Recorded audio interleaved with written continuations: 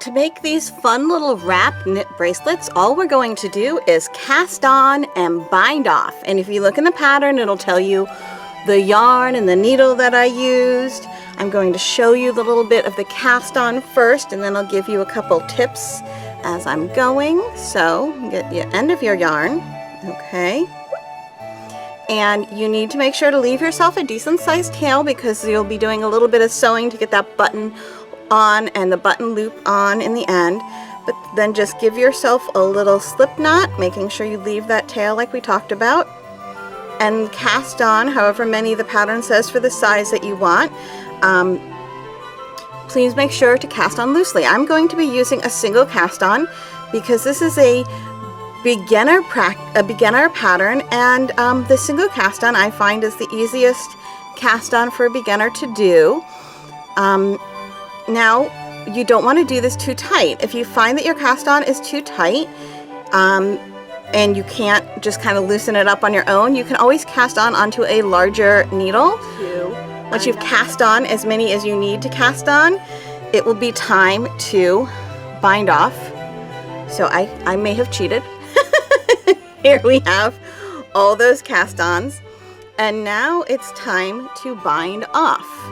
Okay, so you're just going to bind off all the stitches. You don't need to knit or purl. You're just going to bind off. And of course, though, if you know how to bind off, you know that bind off starts with 2 knits. So you do actually need to know that much. But there is no knit or purl section of this. And of course, binding off while looking at a camera is not as easy. Okay, so, and to be perfectly honest with you, see, I keep splitting my yarn. To be perfectly honest with you, I usually bind off with a crochet hook. That's a nifty little trick that I like to use. So binding off without a crochet hook is sometimes a little bit more challenging for me because it's just not what I normally do. But I'm trying to make sure that this is super beginner friendly. And those of you who learned how to crochet before you knit might find that binding off with a crochet hook is easier. But those of you who haven't learned to crochet already and are learning to knit first, you might not even have a crochet hook, and even if you do, it might not be as easy for you as it is for somebody who already crochets. So I'm just binding off the traditional way where you knit 2, pass 1 over, knit 1 more, pass it over, knit 1 more, pass it over, and so on and so forth. So you're going to do this until you have bound off all the stitches, which means there will just be 1 little loop left on your right hand needle. Unless you're left-handed, then there'll be 1 little loop left on your left-hand needle. And then we will do the finishing up.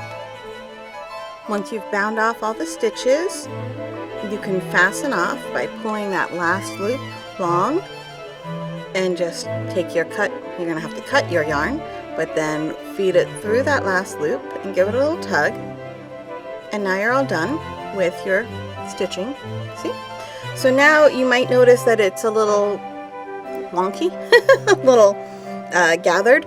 What I do is I just kind of like give it all a really good tug, and that helps if one stitch is loose or one stitch is tight. It kind of helps even the yarn out a little bit and get everything. It just gives it a better look, you know. It really helps even out some stuff here. Okay, so now that we have that, you can see this is really long. And what I want to do is I want to add the button to this end. So I'm going to do that by taking some yarn and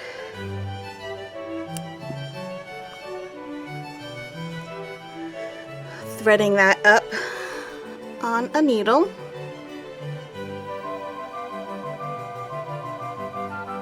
And I'm actually going to run that through this button, and I'm leaving the 2 strands, okay? I'm leaving the 2 strands through the button, and then I'm going to pull that through the end of this, of the end of the strand of that I just made, the big long wrappy bracelet that I just made. And then you can just tie it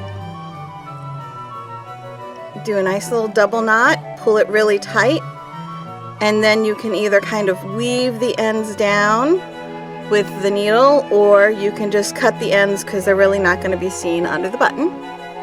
Okay, now that you have the button attached on the end without without the 2 yarn ends, you're going to take the 2 yarn ends that you have and thread them onto your needle, into your needle. Okay, and now you're going to make the buttonhole on this side. Now, if you didn't want to use a button, all you would have to do is leave this end that didn't have any tails on it alone. Take this end, thread these 2 tails onto the needle like I just did, and then sew the 2 ends together. Since I'm using the button rather than sewing these 2 ends together, I'm making a buttonhole. So I'm just going to make a loop that's big enough to go around my button. Okay, and then I'm going to just kind of, I have this loop, it's big enough to go around the button, and I'm just going to catch the part of the strand that I knitted that it is attaching to, and then the end. So I went through the strand right here, and then I went through the end of the strand, work through. I'm going to do that one more time. Okay, and that's really plenty. Okay, and now I'm going to just weave the ends in simply by just kind of going whoop through some of them, through some of that, and then kind of turn around, go back up through some more. So yeah, I turned around and went back up. Pull that through. Sometimes you need to kind of wiggle. Okay, then grab the ends, give them a little cut, give everything a little tug, then the ends will get kind of sucked back in, and now you can do your little loop. Okay, and it will also wrap around. This one's probably going to wrap around about 6 times. Let's see, 1, 2, 3, 4, 5, and then this is kind of 6. I could probably do 7, but I think it would be a little tight. So what I'm going to do is 6 is, you see how 6 is a little loose here? I'm not going to stress about it, because what I'm going to do once I get that buttoned is I'm actually going to grab all of the loops in my fingers and kind of just do this thing, and what that does is it evens out all that extra amount, and you see now it's nice and loose.